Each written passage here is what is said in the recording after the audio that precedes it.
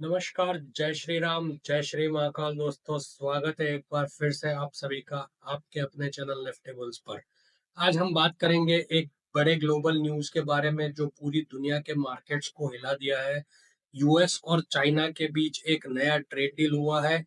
ये डील क्या है, इसका इंडिया के स्टॉक मार्केट पे क्या असर होगा, इन्वेस्टर्स को क्या ध्यान रखना चाहिए और इसमें इंडियन इन्वेस्टर्स के लिए क्या अपॉर्चुनिटीज है, ये सब कुछ आज हम डिस्कस करेंगे इस वीडियो में। तो वीडियो को एंड तक जरूर देखिएगा और अगर चैनल पर नए हो तो इसको सब्सक्राइब करके बेल नोटिफिकेशंस ऑन कर लो ताकि आपकी लर्निंग रुक ना जाए। दोस्तों, सबसे पहले समझते हैं ट्रेड डील है क्या।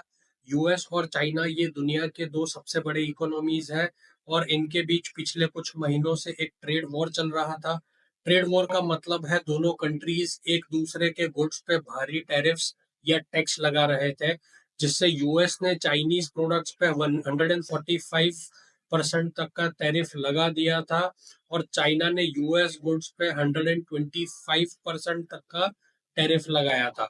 इस दोनों कंट्रीज के बिजनेस को बहुत ही नुकसान हो रहा था और ग्लोबल मार्केट्स में भी डर रहा था कि ये एक बड़ा रिसेशन का कारण बन सकता है। लेकिन अब 12 मई 2025 को दोनों कंट्रीज ने जिनेवा स्विट्जरलैंड में बातचीत की और 90 डे का ट्रूस या सुलह किया।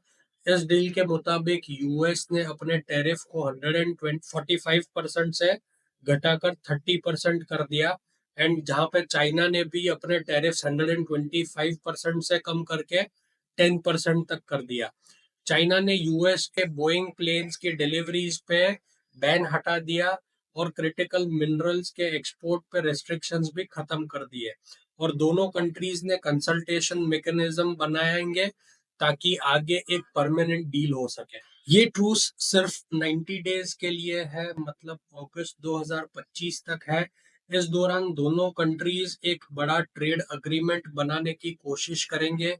अब ये डील क्यों इम्पोर्टेंट है, क्योंकि यूएस और चाइना के ट्रेड रिलेशन का जो असर है वो पूरी दुनिया पे पड़ता है, इंक्लूडिंग इंडिया। अब ये डील ग्लोबल मार्केट्स के लिए क्यों बड़ी बात है दोस्तों। जब यूएस और चाइना ट्रेड वॉर लड़ते हैं तो ग्लोबल सप्लाई चेन रुक जाती है। चाइनीज गुड्स यूएस में महंगे हो जाते हैं और यूएस के प्रोडक्ट्स चाइना में कॉस्टली हो जाते हैं। इससे कंपनीज का प्रॉफिट घटता है, शिपिंग कॉस्ट्स बढ़ते हैं और कंज्यूमर्स को भी ज्यादा पैसा देना पड़ता है। जब ये डील अनाउंस हुआ तो ग्लोबल मार्केट्स में एक बहुत ही बड़ा रैली आया। यूएस के S&P 500 इंडेक्स ने मार्च के बाद सबसे बड़ा जंप किया। कंपनीज जैसे कि वॉलमार्ट, टारगेट, एप्पल के शेयर्स जो है वो 5% तक बढ़े क्योंकि इनके कॉस्ट कम होंगे। एशियन और यूरोपियन मार्केट्स भी बहुत ऊपर गए। ये डील रिसेशन के डर को थोड़ा कम करता है, लेकिन ये सिर्फ 90 डेज का है तो अनसर्टेनिटी अभी भी है। अब इंडिया के कॉन्टेक्स्ट में देखते हैं। इंडिया का मार्केट जैसे बीएसई सेंसेक्स और निफ्टी ग्लोबल क्यूज पे भी डिपेंड करता है और जब ग्लोबल मार्केट्स ऊपर जाते हैं तो इंडिया के मार्केट्स भी जनरली पॉजिटिव रहते हैं। लेकिन इस डील का इंडिया पे डायरेक्ट और इनडायरेक्ट दोनों तरह का असर होगा। चलो अब बात करते हैं इंडियन स्टॉक मार्केट पे इस डील का असर कैसे होगा। ये डील इंडिया के लिए एक मिक्स बैग डील है जहां पे कुछ पॉजिटिव है तो कुछ चैलेंजेस है। सबसे पहले पॉजिटिव इम्पैक्ट की हम बात करेंगे। सबसे पहला पॉइंट है ग्लोबल मार्केट में जो रैली है। जब यूएस और चाइना के मार्केट्स ऊपर जाते हैं तो इंडियन मार्केट्स को भी बूस्ट मिलता है। 12 मई की रैली के बाद सेंसेक्स और निफ्टी दोनों ऊपर खुले थे। सेक्टर्स जैसे आईटी, कंज्यूमर ड्यूरेबल्स और ऑटो जो ग्लोबल डिमांड पे काम करते हैं, इन्हें फायदा होगा। नंबर टू जो पॉइंट है वो है एक्सपोर्ट अपॉर्चुनिटीज। इंडिया के एक्सपोर्टर्स स्पेशली टेक्सटाइल्स, फार्मास्यूटिकल्स और इलेक्ट्रॉनिक्स में थोड़ी रिलीफ मिलेगी क्योंकि ग्लोबल ट्रेड एनवायरनमेंट पे थोड़ा स्टेबल होगा। कंपनीज जैसे टाटा मोटर्स, डॉक्टर रेड्डीज और HCL टेक को फायदा हो सकता है। तीसरा जो पॉइंट है वो है सप्लाई चेन ईज। मतलब इंडियन कंपनीज जो चाइनीज रॉ मटेरियल्स या कंपोनेंट्स पे डिपेंड करती है जैसे इलेक्ट्रॉनिक्स और फार्मा, उन्हें अब सस्ता और रिलायबल सप्लाई मिल सकता है क्योंकि चाइना के एक्सपोर्ट रिस्ट्रिक्शंस खत्म हुए हैं। अब बात करते हैं कि क्या चैलेंजेस आ सकती है। सबसे पहला जो चैलेंज है वो है कंपटीशन फ्रॉम चाइना। जब चाइना के गुड्स यूएस में सस्ते होंगे तो इंडियन एक्सपोर्टर्स को ज्यादा कंपटीशन फेस करना पड़ेगा। तो टेक्सटाइल और केमिकल जैसे सेक्टर में इंडियन कंपनीज को अपनी प्राइसिंग स्ट्रेटेजी रीथिंक करनी पड़ेगी। दूसरा चैलेंज जो है वो है China plus one strategy slow down. मतलब पिछले कुछ सालों में बहुत सी ग्लोबल कंपनीज जो इंडिया को चाइना का एक ऑल्टरनेट के रूप में देख रही थी, इस डील के बाद अगर यूएस चाइना ट्रेड नॉर्मल होता है तो ये डाइवर्सिफिकेशन थोड़ी स्लो हो सकती है। एंड तीसरा जो चैलेंज है वो है ग्लोबल अनसर्टेनिटी। मतलब ये डील सिर्फ 90 दिन के लिए है, और अगर परमानेंट डील नहीं बनता तो टैरिफ वापस बढ़ सकते हैं और ये इंडियन मार्केट्स में वापस एक वॉलेटिलिटी ला सकते हैं। चलिए अब बात करते हैं कि what should Indian investors worry about. अब इन्वेस्टर्स के लिए इम्पोर्टेंट है ये जानना कि उन्हें क्या ध्यान रखना चाहिए। दोस्तों, ये डील अपॉर्चुनिटी भी है और रिस्क भी है। यहाँ कुछ चीजों जो आपके लिए चिंता का कारण बन सकती है वो है, सबसे पहला वॉलेटिलिटी रिस्क। 90 डेज के बाद क्या होगा ये कोई नहीं जानता। अगर यूएस और चाइना के बीच टॉक्स जो है वो फेल हो जाते हैं तो मार्केट्स में एक बड़ा करेक्शन आ सकता है। इसीलिए अपने पोर्टफोलियो को डाइवर्सिफाई करो, सिर्फ एक सेक्टर या स्टॉक पे डिपेंड मत रखो। दूसरा रीजन है सेक्टर स्पेसिफिक रिस्क। सेक्टर्स जैसे टेक्सटाइल, केमिकल्स और लो एंड इलेक्ट्रॉनिक्स जो चाइनीज गुड्स के साथ सीधा compete करते हैं, इन पे प्रेशर आ सकता है। इन स्टॉक्स में इन्वेस्ट करने से पहले अपना रिसर्च करो। तीसरा जो रिस्क या चिंता का कारण मुझे लग रहा है वो है इन्फ्लेशन। यूएस में अभी भी 30% टैरिफ्स है जो इन्फ्लेशन को और बढ़ा सकता है।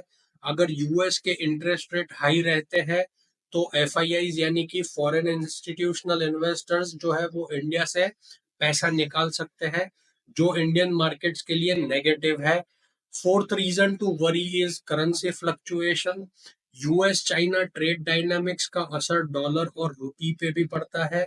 अगर डॉलर स्ट्रांग होता है तो रूपी वीकन होगा, जो इंपोर्टेड गुड्स को महंगा करेगा। तो ये क्या करना चाहिए, अपने पोर्टफोलियो में डिफेंसिव स्टॉक्स जैसे एफएमसीजी, एचयूएल, आईटीसी और गोल्ड रिलेटेड इन्वेस्टमेंट्स को ऐड कर सकते हो। लॉन्ग टर्म के लिए क्वालिटी स्टॉक्स पे फोकस करो और शॉर्ट टर्म के लिए वॉलेटिलिटी पे रेडी रहो। अब बात करते हैं अपॉर्चुनिटीज फॉर इंडियन इन्वेस्टर्स के बारे में। ये डील इंडियन इन्वेस्टर्स के लिए कुछ एक्साइटिंग पॉसिबिलिटीज भी खोलती है। सबसे पहला अपॉर्चुनिटी है IT and tech stocks. Indian IT companies जैसे टीसीएस, इंफोसिस और विप्रो को फायदा हो सकता है क्योंकि यूएस मार्केट में डिमांड बढ़ेगी। ये कंपनीज यूएस के बड़े क्लाइंट्स के साथ काम करती है और ट्रेड सस्टेबिलिटी उनके रेवेन्यू को बूस्ट कर सकती है। Second opportunity is about pharma sector. Indian pharma companies जो जेनरिक्स बनाती है जैसे सन फार्मा और सिप्ला, ग्लोबल डिमांड के साथ ग्रो कर सकती है और यूएस में सस्ता चाइनीज कंपटीशन कम होगा तो इंडियन जेनरिक्स का मार्केट शेयर बढ़ सकता है। Third opportunity is auto and consumer durables. Companies जैसे कि Maruti Suzuki, Bajaj auto, Havells India को ग्लोबल सप्लाई स्टेबिलिटी से फायदा हो सकता है और इनके इनपुट कॉस्ट कम होंगे और एक्सपोर्ट अपॉर्चुनिटीज बढ़ सकती है। Fourth opportunity is mid cap and small cap stocks. ये डील ग्लोबल ग्रोथ के सेंटीमेंट को बूस्ट करेगी, जो mid cap and small cap stocks के लिए बहुत ही बड़ा पॉजिटिव है। सेक्टर्स जैसे रिन्यूएबल एनर्जी और स्पेशलिटी केमिकल्स पे ध्यान दो तो ये एक बेहतरीन अपॉर्चुनिटी बन सकती है। अगर मैं आपको एक इन्वेस्टमेंट टिप दूं तो वो है एसआईपीज। सिस्टमेटिक इन्वेस्टमेंट प्लान के थ्रू इन्वेस्ट करो ताकि मार्केट की जो वॉलेटिलिटी है उसका रिस्क कम हो, और थोड़ा सा कैश रिजर्व रखो ताकि अगर मार्केट डिप करता है तो आपको लो प्राइसेस पे क्वालिटी स्टॉक्स खरीद सकते हो। तो दोस्तों, ये था यूएस चाइना का जो ट्रेड डील है उसका पूरा ब्रेकडाउन, और इसका इंडियन स्टॉक मार्केट पे क्या असर हो सकता है, क्या चैलेंजेस आ सकती है, क्या पॉसिबिलिटीज है और क्या रिस्क है। ये एक बड़ा ग्लोबल इवेंट है जो अपॉर्चुनिटीज और रिस्क दोनों ही लाया है। तो इन्वेस्टर्स के लिए ये टाइम है स्मार्ट डिसीजंस लेने का। रिसर्च करो, डाइवर्सिफाई करो और लॉन्ग टर्म के लिए प्लान करो। अगर ये इंफॉर्मेशन आपको पसंद आई है तो वीडियो को एक लाइक जरूर दे देना। कमेंट में बताओ, और कोई स्पेसिफिक सेक्टर या स्टॉक के बारे में अगर आपको जानना है तो पूछ सकते हो। अगर चैनल पर नए हो तो इसको सब्सक्राइब करके बेल नोटिफिकेशंस ऑन कर लो ताकि आपकी लर्निंग्स रुक ना जाए। और हाँ, शेयर करो अपने दोस्तों के साथ ताकि सब लोगों को इम्पोर्टेंट न्यूज़ के बारे में इंफॉर्मेशन मिल पाए। मिलते हैं अगले वीडियो में। तब तक के लिए जय श्री राम, जय श्री महाकाल, हैप्पी इन्वेस्टिंग।